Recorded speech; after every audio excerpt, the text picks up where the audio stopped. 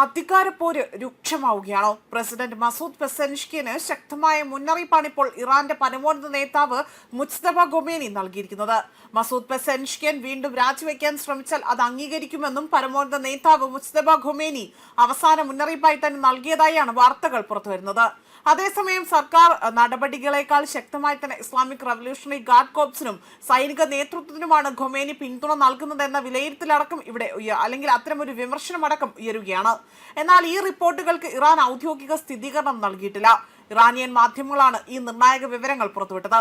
President പെസെൻഷ്കിൻ മുൻപും രാജ്യസന്നദ്ധത അറിയിച്ചു രംഗത്ത് വരികയും ചെയ്തിട്ടുണ്ട്. ഇനി ഒരിക്കൽ കൂടി രാജി സമർപ്പിച്ചാൽ അത് സ്വീകരിക്കുമെന്ന വ്യക്തമായ സന്ദേശമാണ് പരമോന്നത നേതാവ് നൽകിയിരിക്കുന്നത്. ഇതോടുകൂടി തന്നെ ഇറാനിലെ രാഷ്ട്രീയ നേതൃത്വവും സൈനിക നേതൃത്വവും തമ്മിലുള്ള ആഭ്യന്തര ഭിന്നത കൂടുതൽ രൂക്ഷമാകുന്നു എന്ന വിലയിരുത്തലാണ് ഇവിടെ വലിയ രീതിയിൽ ഉയർന്നു കേൾക്കുന്നത്. യുദ്ധാനന്തര സാഹചര്യത്തിൽ ഇറാനിലെ തീരുമാനങ്ങളിൽ IRGCയുടെ സ്വാധീനം വർദ്ധിച്ചു വരികയാണ് എന്ന റിപ്പോർട്ടുകളും ഇറാനിന് അതായത് ഇതിനോടൊപ്പം തന്നെ ഇതിൽ പുറത്തു വരുന്നുണ്ട്. പ്രസിഡന്റിന്റെ മിതവാദ നിലപാടുകളും സൈനിക നേതൃത്വത്തിന്റെ കടുത്ത സമീപനവും തമ്മിലുള്ള അഭിപ്രായ വ്യത്യാസമാണ് നിലവിലെ പ്രതിസന്ധിക്ക് കാരണമെന്നതാണ് വിലയിരുത്തപ്പെടുന്നത്.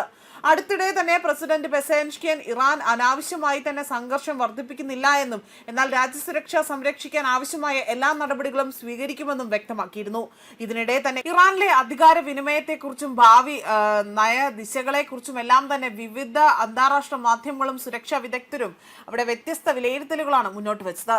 നിലവിൽ പുറത്തു വന്നിരിക്കുന്ന അവസാന മുന്നറിയിപ്പ് അത് സംബന്ധിച്ചുകൊണ്ടുള്ള വിവരങ്ങൾ സ്വതന്ത്രമായി തന്നെ സ്ഥിരീകരിക്കപ്പെട്ടിട്ടില്ല എന്നും അതിനാൽ തന്നെ അവ അവിടെ സസൂക്ഷ്മമായി തന്നെ നിരീക്ഷിച്ചു വരികയാണ് എന്നതാണ് ഇവിടെ വ്യക്തമാക്കിയിരിക്കുന്നത്.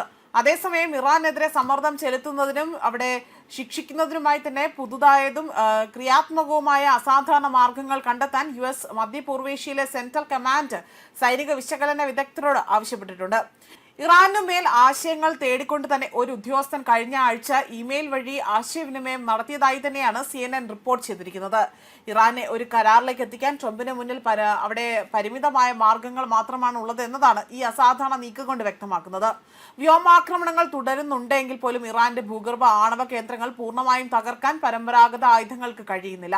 നിലവിലെ സാഹചര്യത്തിൽ വലിയ അപകട സാധ്യതയുള്ള കരസേനാ നീക്കത്തിന് ട്രംപ് തയ്യാറല്ല. വ്യോമാക്രമണം മാത്രം കൊണ്ട് ലക്ഷ്യം കാണാൻ കഴിയില്ല എന്നതാണ് US രഹസ്യാന്വേഷണ ഏജൻസികളും സൈനിക മേധാവികളും ഇവിടെ നേരത്തെ തന്നെ വ്യക്തമാക്കിയത്. ഇതിനിടയിലാണ് ഇപ്പോൾ ഇത്തരത്തിൽ വലിയ രീതിയിൽ അവിടെ ഒരു സംഘർഷം അല്ലെങ്കിൽ വലിയ രീതിയിലുള്ള വാക്പോരുകൾ പൊട്ടിപ്പുറപ്പെടുന്നതായിട്ടുള്ള വിവരങ്ങളടക്കം പുറത്തു വന്നിരിക്കുന്നത്. ന്യൂസ് ഡെസ്ക് കർമ്മ ന്യൂസ്.